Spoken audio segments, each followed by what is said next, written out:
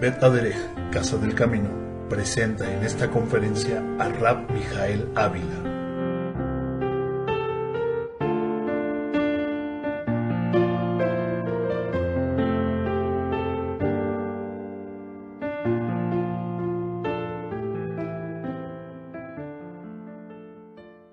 Shabbat Shalom desde la sinagoga Bet Aderech en la ciudad de Toluca, en el Estado de México, en la República Mexicana. Les saluda el rabino Mijael Ávila de la sinagoga Bet Aderech. En este día, que es el día correspondiente al día 10 del mes de Iyar del año 5771, conforme al calendario secular es 14 de mes de mayo, y tenemos en esta semana una perashá de nombre Behar, correspondiente al libro del Levítico capítulo 25 y al inicio del capítulo 26 del libro de Vaikra. En esta ocasión quisiera compartir con ustedes una conferencia que se titula No robar, ni mentir, ni engañar al prójimo. Otra vez, no robar, ni mentir, ni engañar al prójimo. En esta perashá, como hemos leído, da el Eterno una explicación al respecto de las reglamentaciones de lo que se le conoce como el Yobel. El Yobel sería el año 50, ¿verdad? Correspondiente a lo que serían 7 periodos de 7 años cada uno de ellos, y llegarían hasta lo que se le conoce como el Yobel, ¿verdad? Este Yobel sería el año 50 y tendría varias reglamentaciones que en esta ocasión hemos leído, y todas ellas están destinadas justamente a dar un cuidado hacia la naturaleza, hacia el medio ambiente, hacia lo que sería la preservación justamente de la labor que se hace en la tierra, y no saturarla, estando sembrando cada tierra, pero adicionalmente se aprovecha también para dar una instrucción a lo que serían las deudas, ¿verdad? A lo que sería en el sentido de los esclavos, y nos encontramos en el versículo 14 ya una serie de lineamientos para el pueblo cuando se viera inmerso en esta época. Dice el verso 14: y cuando vendieres algo a tu prójimo o comprares algo de mano de su prójimo, y dice ahí, no engañe ninguno a su hermano. A mí no me gusta tanto la traducción porque en estricto sentido, dado que estamos hablando del caso de siervos y de aquellos que los compraban y relacionados con el Yobel, la traducción, a mi juicio, más correcta debería de ser no oprima ninguno a su prójimo. ¿Ok? Verso 15 dice, conforme al número de los años después del jubileo, comprarás de tu prójimo, conforme al número de los años de los frutos te venderá él a ti.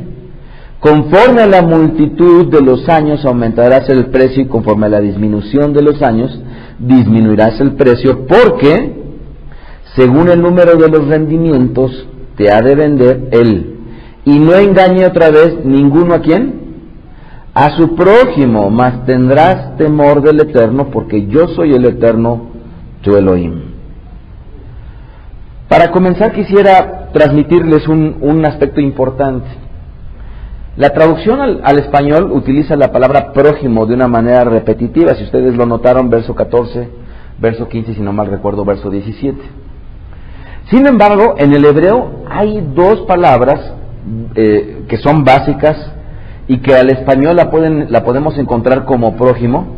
Sin embargo, una de ellas, que es la que aparece en los Aseret Adibrot, procede de la palabra ra, que sería mirar, ¿verdad? Y que en su oportunidad Ra Varilla ha compartido alguna conferencia respecto del prójimo. En esta ocasión esta palabra, en algunas otras traducciones la ponen como vecino. En el hebreo es la palabra amit. Y esta palabra amit, para que podamos entender ¿cuál sería la diferencia de mi prójimo contra el amit? Si le damos un rastreo a esa palabra, básicamente denotaría aquellas personas con las cuales yo me relaciono en el día a día, en mis actividades diarias. De tal manera que si yo me relaciono en el trabajo con un grupo de personas, en la casa con algunos vecinos, en algún equipo de fútbol, todas esas personas vendrían a ser justamente el Amit. De tal manera que la persona que está hablando aquí sería justamente con aquellos con los cuales yo me relaciono.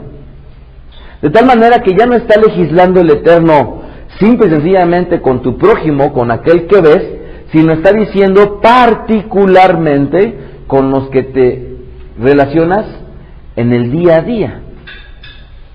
Ahora, a lo largo de estas últimas perashot, hemos venido leyendo infinidad de estatutos que el Eterno pone disponibles para nosotros con el objetivo de que podamos aprender a convivir. Lo hemos dicho en innumerables ocasiones y lo seguiré diciendo, porque estas conferencias que ustedes escuchan, las escuchan gente que no tienen la menor idea o tienen algún interés y por lo tanto no tienen un contexto de lo que vendría a ser o el judaísmo o de lo que vendría a ser nuestra enseñanza en Veda Derech. Y por ello es importante remontarnos al inicio de la historia de nuestro pueblo. Cuando el Eterno pactó con Abraham Avinu, ustedes recordarán que pacta con él, sin embargo no tiene la necesidad de darle ninguna Torah. Y no tiene la necesidad simple y sencillamente porque le iba a dar la Torah cuando él creciera y se multiplicara.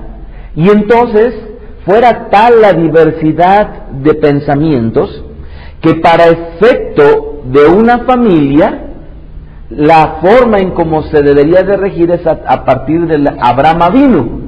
Y entonces el Eterno dijo, yo lo conozco, yo le he sembrado en él mi carácter, yo le he dado mis principios, y con eso para una familia es más que suficiente.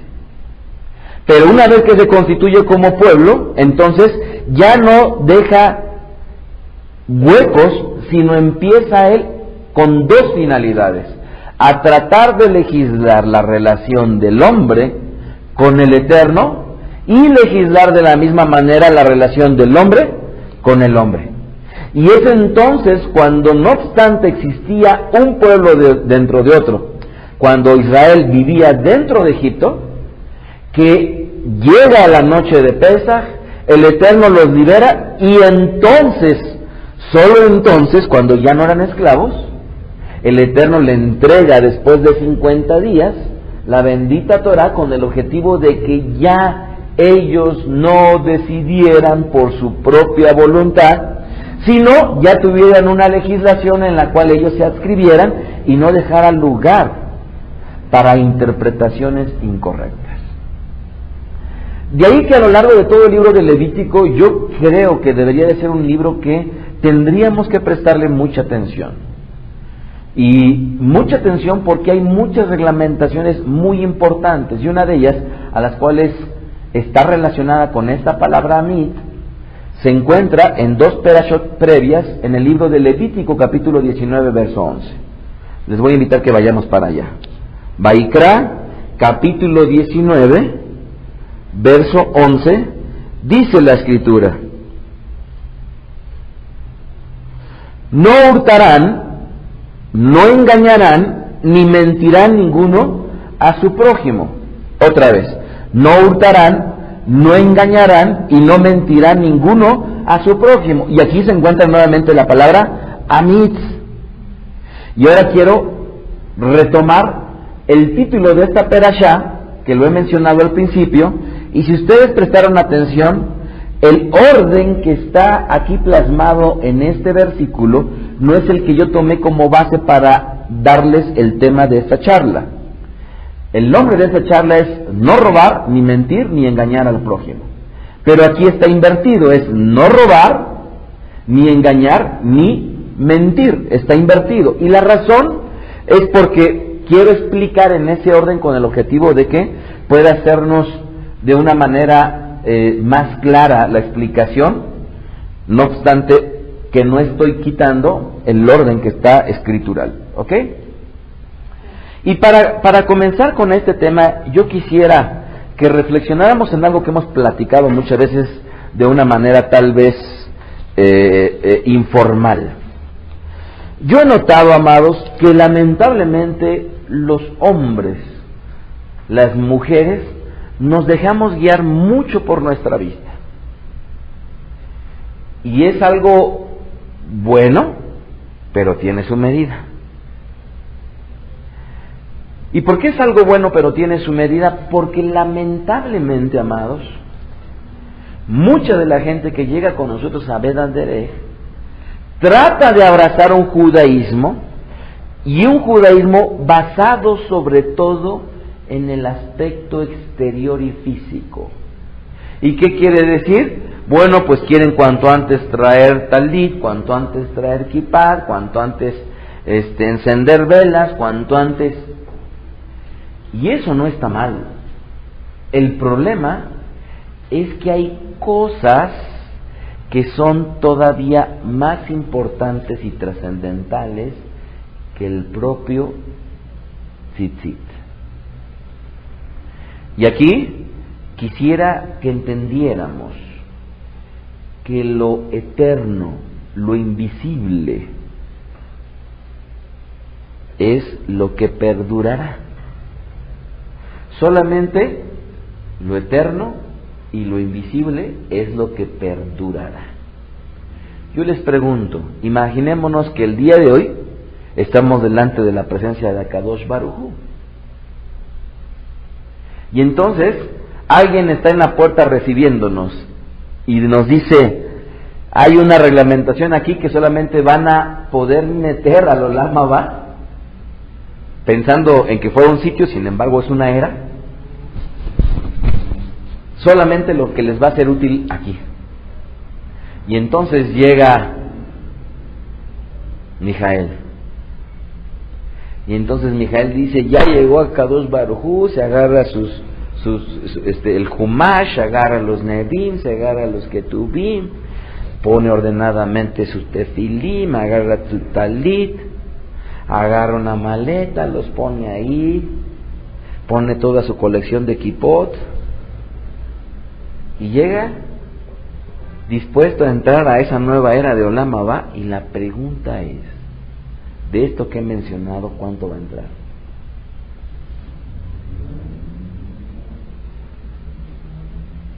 ¿Cuánto va a entrar?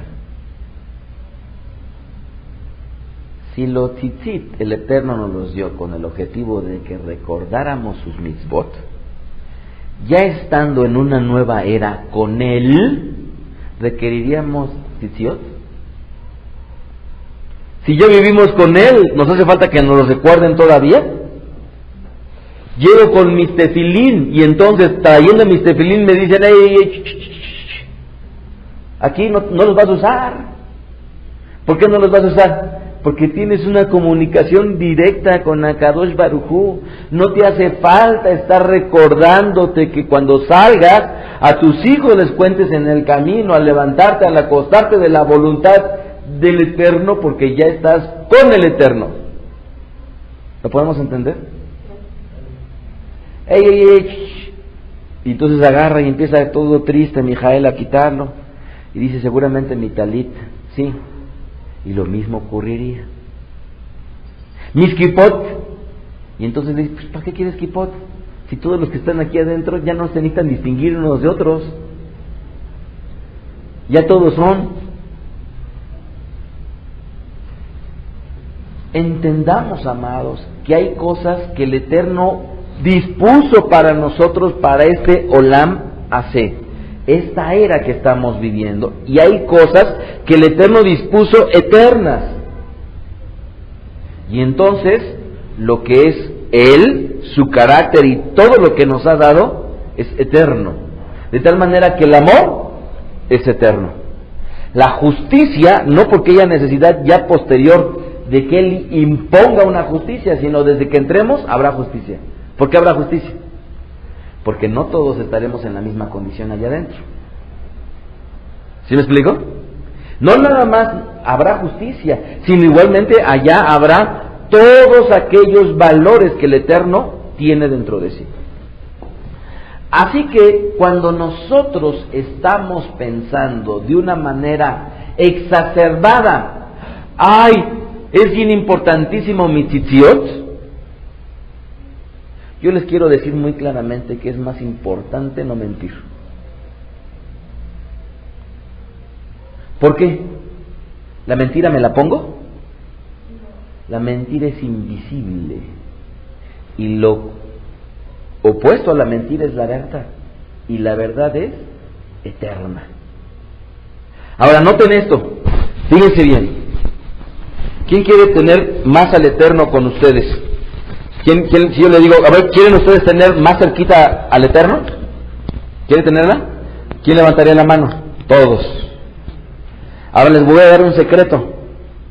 ¿Quieren ver ese secreto? Si ustedes se hacen llegar a aquello eterno, tendrán garantía de que el Eterno esté más con ustedes. Y entonces, ¿qué ocurre? ¿Mentira? Eso no está con el Eterno. Justicia, eso no está con el Eterno. Misericordia, eso no está con el Eterno. Preservación de la vida, eso no está con el Eterno. Y va de la mano la salud y todo lo que vendrían a ser, ¿cómo se llama? La derivación de esos principios. De ahí, amados, que con esto que les estoy transmitiendo es que es alertarlos a un aspecto que es muy, muy importante. Hay cosas que trascienden y por lo tanto son más importantes que las que simple y sencillamente nosotros vemos. Para comenzar, quisiera yo retomar entonces el versículo en donde dice no hurtarán. Y la palabra en hebreo, cuando dice en Levítico 19:11, es no hurtarán, pero en el hebreo es la palabra hebrea ganab. Ganab. Ganab. Así como ganar, pero nada más que fuera con B. Su fonética. Esta palabra ganab, que sería un verbo robar, ¿verdad? Al ladrón se le diría ganab y a la ladrona se le diría genibá, ¿correcto?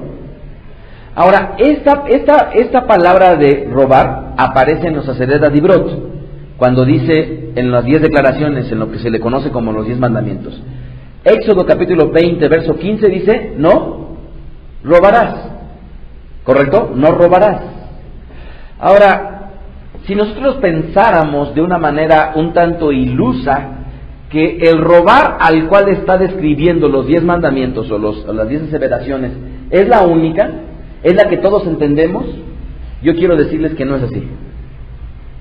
El robar de los Aseret Adibrot tiene implícito un aspecto que hace falta considerar y que bien se pudiera entender en un sentido de secuestrar, de no nada más yo robo, que lleve implícito te quito lo que es tuyo, sino también el hecho de decir yo tomo lo que es tuyo y lo tengo yo en posesión. No sé si alcanzan a ver la diferencia.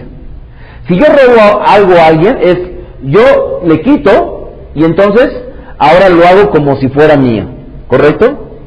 Lleva implícita la posesión, ¿ok? Pero hay algo que diferencia el ganar. Yo le quito a alguien, lo tengo en mi posesión, pero hay un aspecto que es diferente.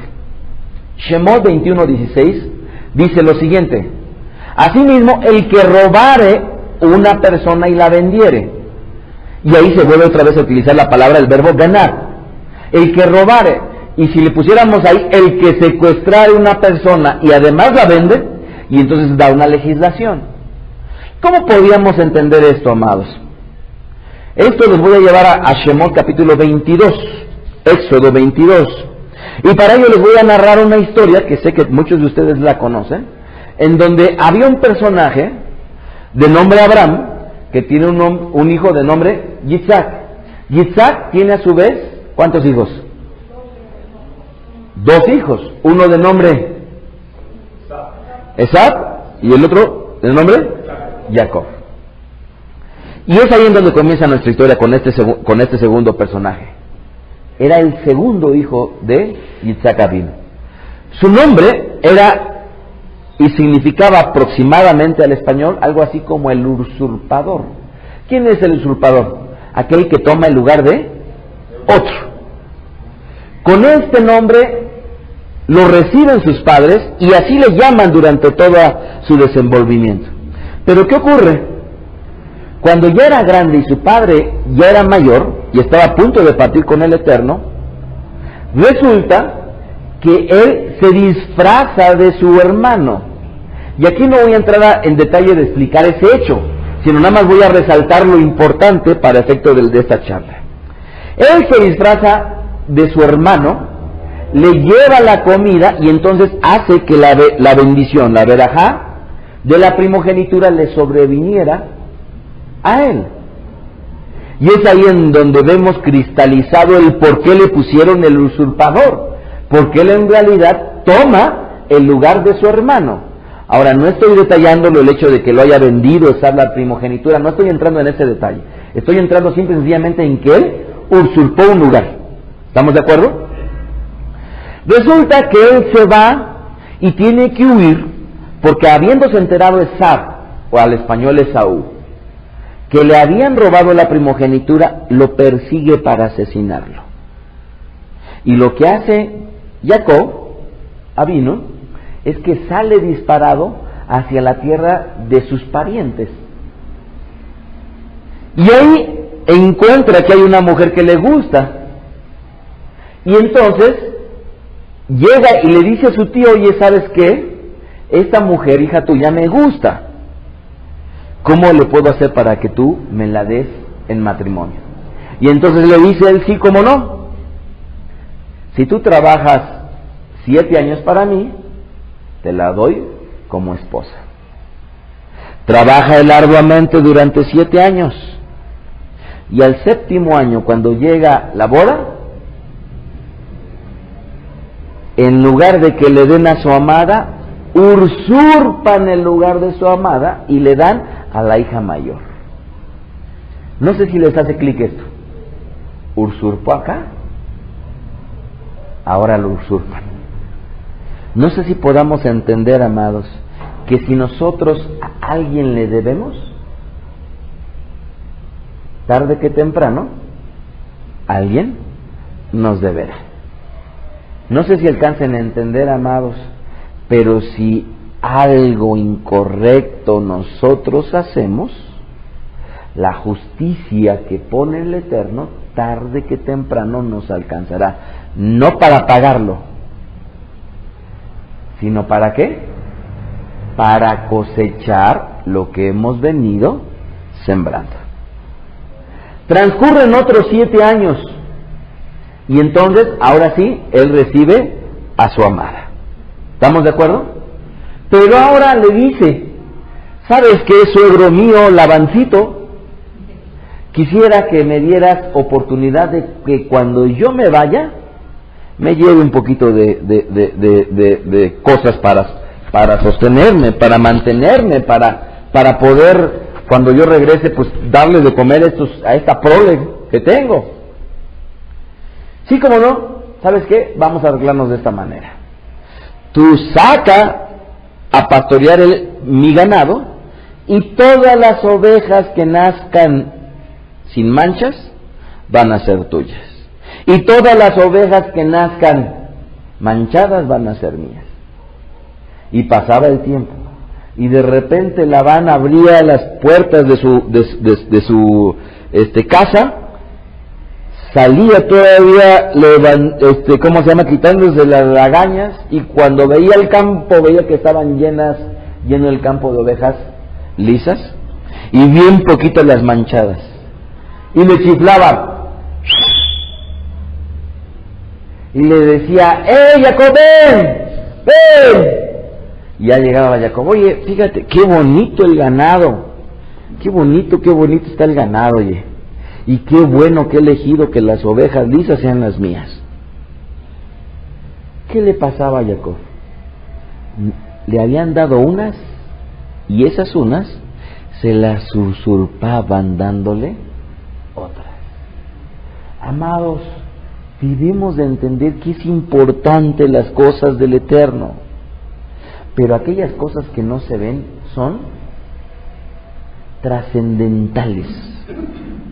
Y entonces, cuando él ya tenía ahora las ovejas manchadas, el Eterno hacía que crecieran más las ovejas manchadas, y de repente otra vez salía Labán, abría las puertas de su casa, otra vez limpiándose las lagañas, veía y se sorprendía y decía, pero ¿cómo? Pues yo hace ratito escogí las... Y otra vez volvía por ver allá a ver a Jacob. Y volvía otra vez Jacob caminando hasta acá y le decía, oye, qué bonito está nuestro ganado, ¿cómo se llama? Nuestro ganado socio. Qué bonito y qué bueno que he escogido las ovejas que tienen manchas. Y así lo hacía Labán para usurpar una y otra vez. Pero entonces, un día decide Jacob vino, juntamente con sus mujeres, irse. Y dicen, ¿sabes qué? Nos vamos a ir y a lo mejor mi padre no va a querer dejarnos ir con todo nuestro ganado. Mejor, ¿sabes qué? Vámonos. Y entonces se van. ¿Y qué ocurre? Yéndose ellos, cuentan las escrituras, en el libro de Shemot, capítulo 22, dice, cuando alguno hurtare buey o oveja y lo degollare o vendiere, por aquel buey pagará 5 bueyes, y por aquella oveja 4 ovejas. Si ladrón fuera hallado forzando una casa y fuera herido y muriere. En Shemot se legisla al respecto de qué pasaría si la gente estuviera haciendo lo que Labán hizo, pero esto obviamente mucho antes de que fuera legislado en la Torah, y desde luego lo que a la postre Jacob avino vendría a ser. Y ahora les voy a pedir que vayamos al libro de Génesis, Bereshit capítulo 31, verso 9, para que nos sincronicemos en donde les he platicado. Génesis capítulo 31, verso 19, y dice así: y Labán había ido a trasquilar sus ovejas, y Rachel, ¿qué creen? Hurtó. ¿Y qué dice que hurtó? ¿Cómo se le llama la palabra que estamos estudiando? Ganar. Dice, los ídolos de su padre.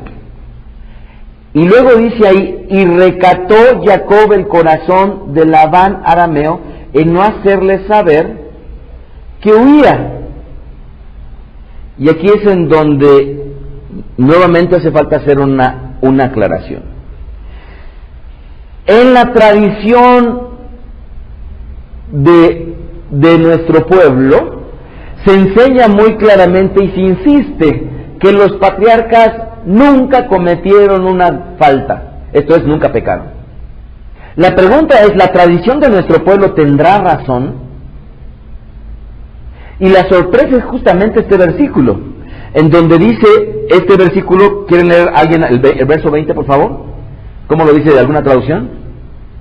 Y Jacob engañó a Labán arameo, no haciéndole saber que se iba. Ok. Y ahí esta palabra toda Rabá Sharet, esta palabra donde dice que engañó, pónganle otra vez gana. Porque ahí en el hebreo, él nuevamente lo que hizo es ganar. ¿Qué fue lo que le hizo Jacob vino a Labán? Ganar. Ahora, ¿quieren entender la diferencia entre robar simplemente y ganar? Entendamos que ganar, que robar está dentro de ganar. Es como el concepto que tenemos de Muná. Esto es, el concepto que compartimos en vez de Muná, que es conocer la voluntad del Eterno, creerla y hacerla. Y si alguien viene y dice, no, es que la Biblia dice que la fe es creer. Creer está dentro de la emuná, pero creer y emuná no es lo mismo. Asimismo, ganar tiene dentro de él el robo, pero no es lo mismo. Y ahora lo voy a explicar. Lo que hicieron estas muchachitas de nombre Rachel y Lea fue que fueron a la casa de su padre y dijeron, ay, como ya nos vamos de la casa de mi padre, me voy a llevar estos idolitos y me los llevo y me los guardo. Ahora voy a poner un ejemplo actual. Imaginémonos que cualquiera de nosotros nos remontamos a la época en la que nos casamos. ¿Y qué ocurrió? Alguno de nosotros pudo haber dicho, Elisha, por ejemplo, ya nos vamos a casar Y ahora dice Elisha: no te preocupes, mi vida, Eliana. Si no tenemos cama y no tengo para comprarme, yo llego a mi habitación y me llevo mi cama, me llevo mi ropero, me llevo mi escritorio, mesa. Y entonces muy felices se van llevando su escritorio, su mesa, y de repente llega el papá: ¿qué pasó aquí? Pues es que Elisha dice que ya se iba a casar y se llevó lo que él dice que es su cama, su ropero. Y la pregunta es, esos muebles que estaban dentro de un reino cuyo rey no era él, ¿le pertenecían? ¿Por qué es tan sutil el mandamiento o la declaración de no robar? ¿Por qué es tan sutil? Porque es como decir: yo llego a la casa de mi madre ya estando casados. Ay, ¿qué importa? Qué rico se ve esa concha, y agarras y ¡pum! Te la agarras y te la comes y dices: no hay problema. O es alguno de los hijos que estando dentro de la casa, de repente dicen: ay, pues, ay, hay 10 pesos. Y se van pensando que no es nada. ¿Cuál es la diferencia de esto? Generalmente el ganat se da cuando uno cree tener el derecho de lo que está tomando es de uno. ¿Sí se dan cuenta? Por eso es tan sutil y por eso el Eterno lo puso.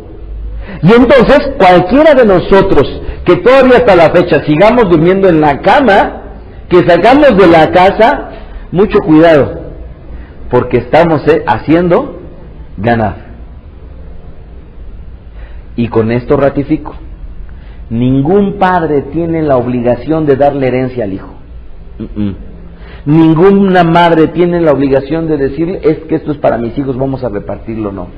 Si los padres quieren darle a los hijos, será de voluntad de ellos, pero ningún hijo tiene la potestad de reclamarle a los padres que le den su herencia.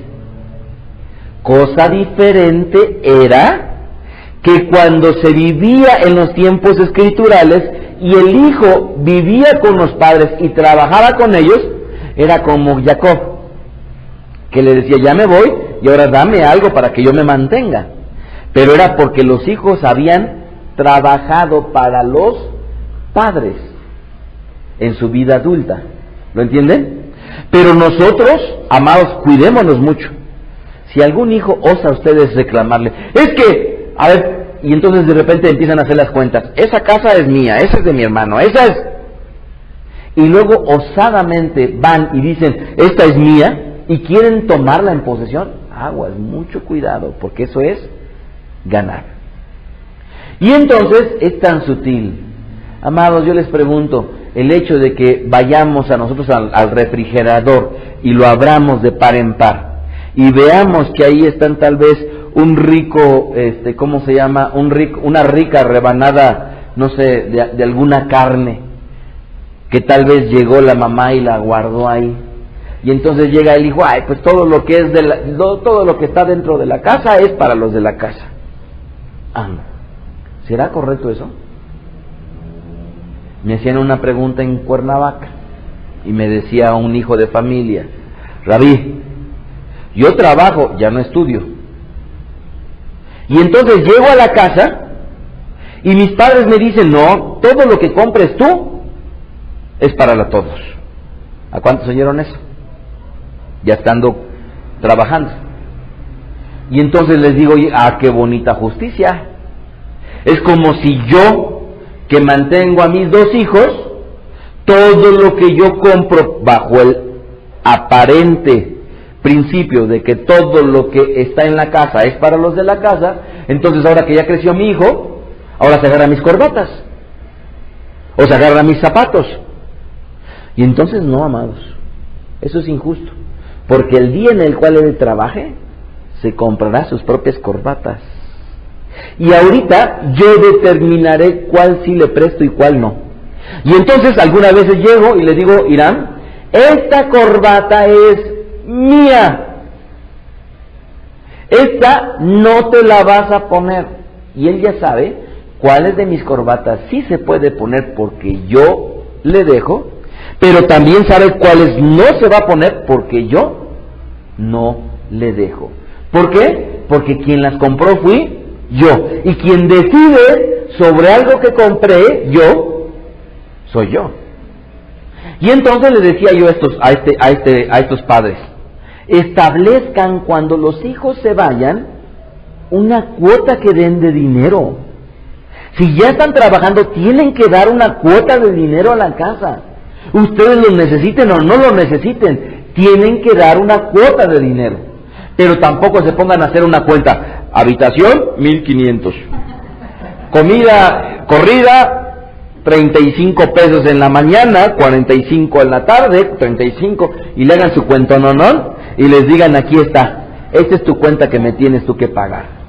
No, porque obviamente como padres estamos cediendo una parte, tanto como con hijos están cediendo. Porque si de eso se trata, pues el hijo no pida permiso. ¿Por qué tiene que pedir permiso si todo lo paga? ¿Sí se dan cuenta?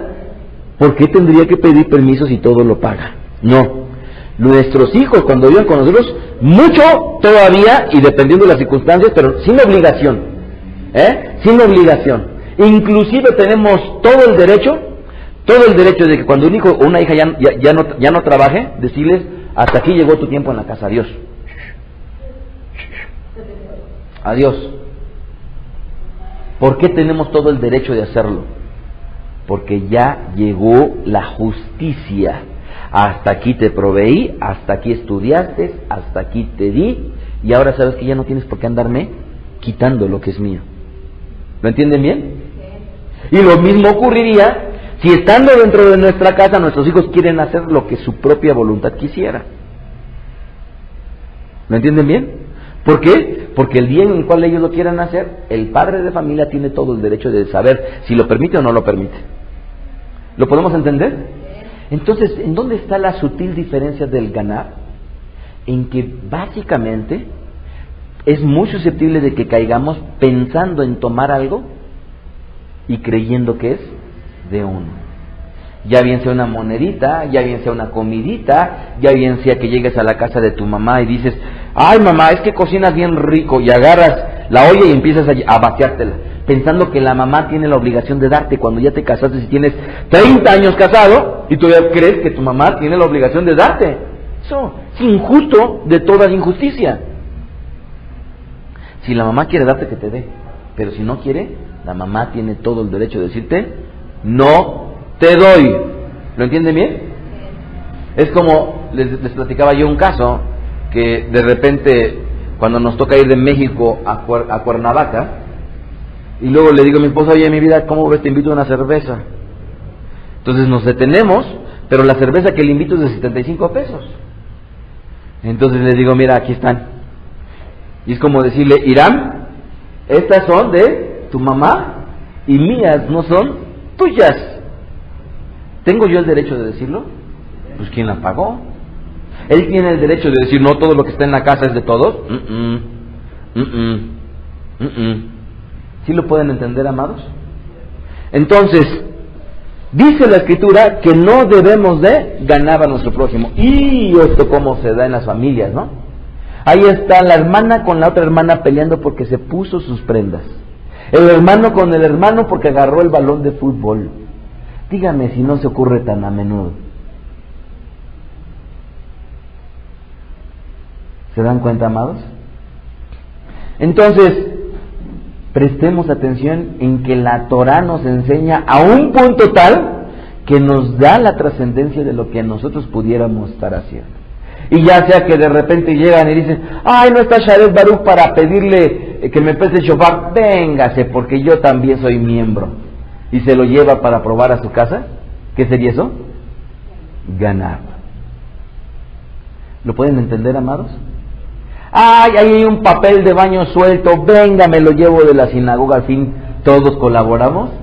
¿Qué es eso? Ganar. ¿Lo pueden entender? De ahí que con este ejemplo, amados, quisiera yo compartirles un ejercicio que hicieron unos científicos en donde demuestra mucho la naturaleza humana con la cual nosotros tenemos que aprender a someterla. El Eterno nos dio un instinto bueno y un instinto malo. ¿En dónde está en realidad el secreto de esta vida? Uno de los tantos secretos es tener la posibilidad de dominarnos. ¿Estamos de acuerdo? ¿Tener la posibilidad de qué? De dominarnos. Hicieron un estudio científico. Imagínense que de repente ponen a un grupo y en este estudio científico les dan un examen de matemáticas con 10 preguntas. Y a este grupo le dan un examen de matemáticas con 10 preguntas. Ya llegan acá y le dicen, a ver, denme su evaluación. Y se la devuelven. Y cuando sacan el promedio de las calificaciones, el promedio de calificación es 2. Llegan acá y entonces les dicen, cuando van a recoger el examen, no me lo den. Yo les voy a dar las respuestas. Respuesta número 1 es 4, respuesta número 4, 1500, respuesta número 8 es 5766. Ustedes mismos califíquenlo, ya lo calificaron, ya saben cuánto tienen, sí, ahora rómpanlo. ¿Lo rompen? Ahora díganme cada quien su calificación. ¿Cuál fue el promedio cuando ya sabían, habiéndolo hecho en varios grupos, que el promedio del examen era 2 y aquí? Más bien el promedio era 4 originalmente, perdón, para hacerlo más coherente con el ejercicio científico real. 4 se habían sacado, y aquí ¿cuánto cree que dijeron? En promedio fue 7. Y la pregunta es, ¿por qué mintieron y pusieron 7 en promedio? Mejor hubiera sido que hubieran dicho 10. ¿Sí o no? Pues si ya que van a mentir y engañar o secuestrar, pues que le pongan 10. Entonces todo el mundo dice, yo saqué 10. Oye, qué bien es este grupo. Y la explicación que dan científica es una cosa. Es que cuando nos levantamos en la mañana y nos vemos al espejo, todo el mundo nos queremos ver. Yo la verdad es que no soy tan bueno. Pero tampoco soy tan malo. ¿Alguna vez ustedes han dicho eso? Que no son tan buenas, o tan malo.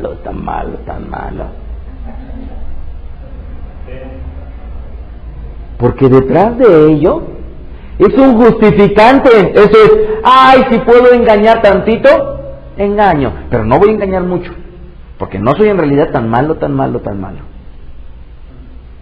Y esa naturaleza humana, amados, lo que da como consecuencia es que pudiéramos llegar a la casa nuevamente, poniendo el ejemplo burdo de que lleguen ustedes casados a la casa de sus padres, o los hijos a la casa propia, y de repente ver los hijos casados en la casa de los padres, en donde ven que de repente sus padres agarraron y compraron una gran cantidad de despensa.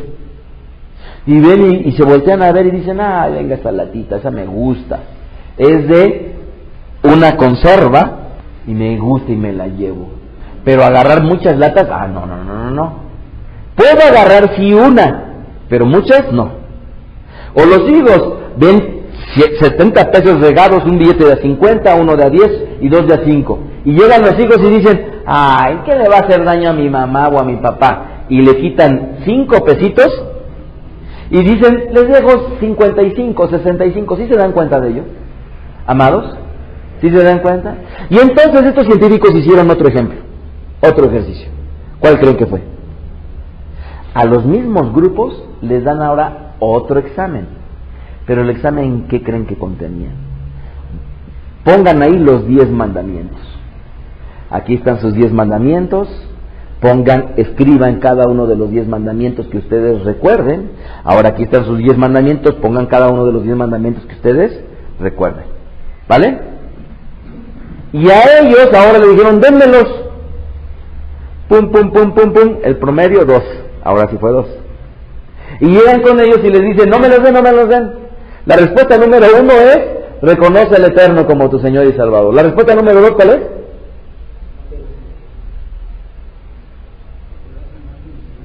No te harás. La respuesta número 3, no tomarás él. La respuesta número 4, ¿verdad? Y ya que le contestan, digan, pongan ustedes su calificación, ya la tienen ya, no me den su examen, rómpanlo y nada más díganme su calificación. ¿Y qué creen que ocurrió? Que en los grupos que rompieron, en promedio era idéntico al real. ¿Qué quiere decir esto?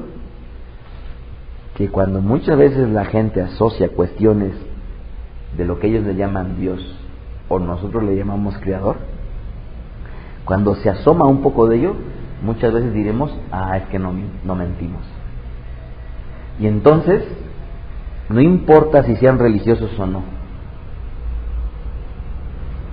cuando hay algo que les dice, aguas, porque esto tiene que ver con algo que tú crees, no mientas. De ahí que, amados, cuidémonos mucho.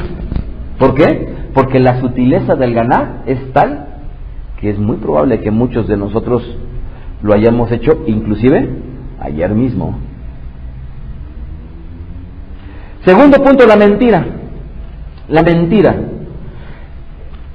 El caso de la mentira lo sabemos muy bien, dice Salmos 89:33, la Teilá.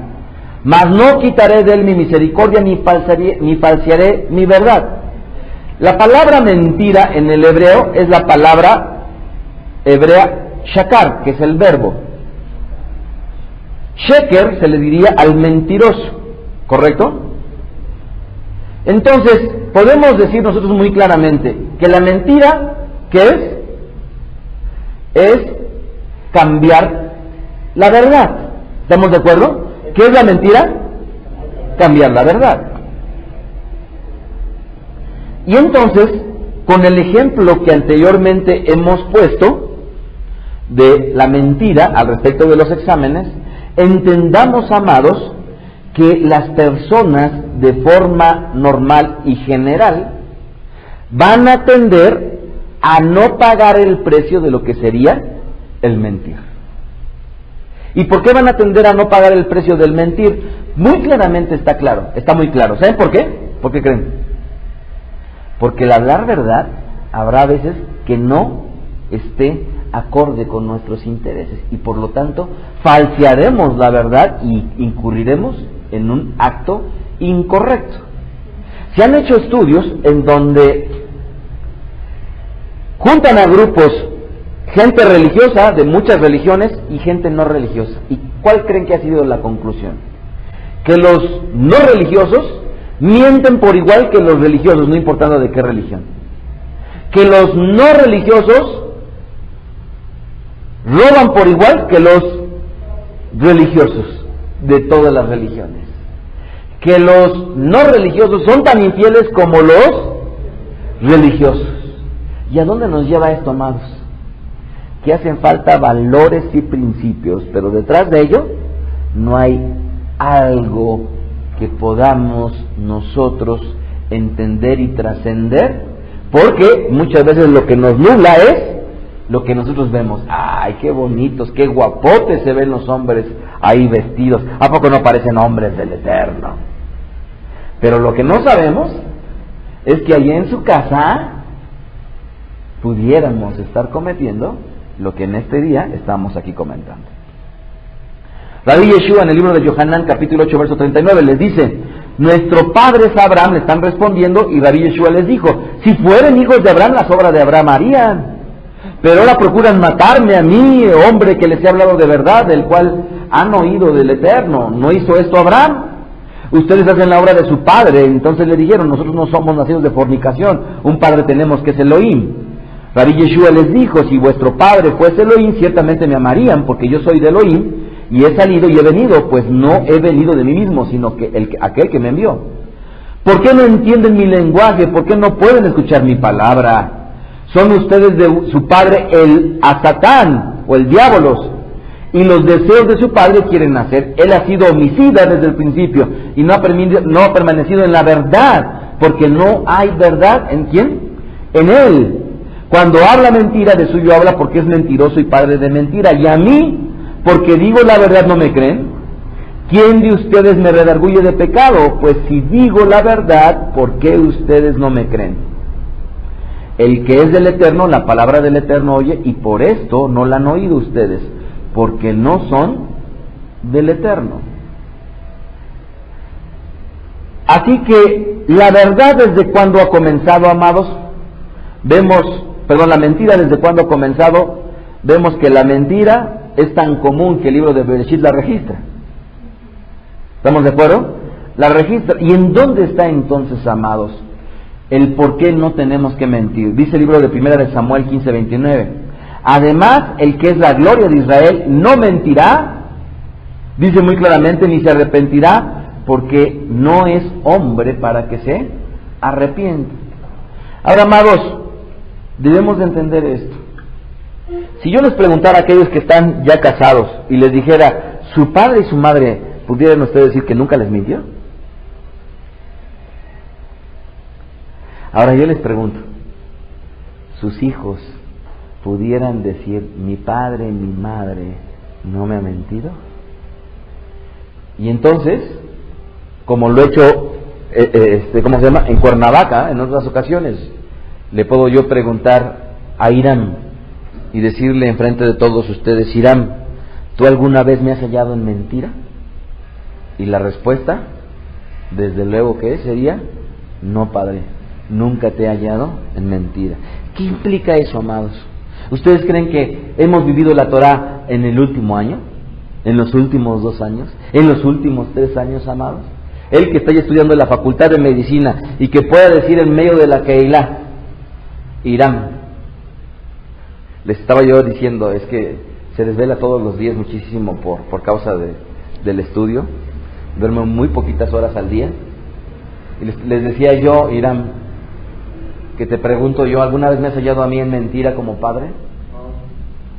Y entonces, él ya siendo un universitario, amados, que tenga delante de ustedes decir esto, yo les reitero, amados, el vivir la palabra del Eterno no ha sido hoy, ni ayer, ni hace 1 año, ni hace 4. ¿Sí lo entienden? Y el hecho de que un hijo pueda decir delante de ustedes que nunca ha hallado mentira en mi persona, amados, es algo que es un valor que está ahí en las Escrituras y que es posible vivirlo. Pero entendamos una cosa, para aplicarlo de una manera correcta hay que saber cómo se manifiesta la justicia. Y entonces alguna vez llega Irán y me dice, oye papá, qué bien está ese traje que te compraste, ¿cuánto te costó? Y entonces por aquí está el papá, en donde el papá dice, no, pues yo le dije que no tenía dinero para comprarle sus tenis que le gustaban. Le voy a mentir, le voy a decir, no, me costó bien barato, 500 pesos. Y caen los padres. ¿Y cuál es mi respuesta a Irán? A ti no te importa saber el precio de lo que yo compro, porque eso está en mi entera responsabilidad y autoridad. ¿Sí lo entienden? Y entonces le compro una perra a mi esposa. Ay papá, qué bonita, ¿cuánto te costó? A ti no te toca saber cuánto me costó. ¿Sí lo entienden? ¿Por qué? Por una sencilla razón, porque en esta vida es muy bonita vivirla siempre y cuando entendamos que hay que dar información a aquel cuya responsabilidad está sobre el asunto y tiene la autoridad para decidir sobre ello. ¿Entienden? Y entonces ustedes llegarán conmigo y me preguntarán, Rabí, y me querrán preguntar al respecto de algún asunto de otra Keilah. Y la primero que yo me preguntaré a mí mismo será, ¿a ti te compete saberlo? Y si no te compete saberlo, entonces no te puedo decir nada. Y entonces con los hijos, ¿por qué los padres mienten? Por una sencilla razón, porque no saben cómo aplicar la justicia. Y si aprendieran a aplicar la justicia, entonces sería mucho más sencillo, ¿verdad? No estar ocultando información, no estar diciéndola, no estar cayendo en esto que nosotros nos estamos encontrando el día de hoy. Así que con esto en mente, amados, dejemos la última parte un poquito más sustancial para la siguiente charla y esperemos terminar este tema que se llama no robar o secuestrar, no mentir y no engañar. Desde la sinagoga Beit Haderech se despide el rabino Mijael Ávila deseándoles Jem Shalom. Escuchaste a Rab Mijael Ávila. Para conocer más de sus conferencias, visita la página bethaderech.com. Síguenos en las redes sociales, YouTube, Facebook, Twitter. Búscanos como Mijael Ávila. Si deseas adquirir alguna conferencia o estudio particular, escríbenos al correo mijael@bethaderech.com. Shalom Alejem.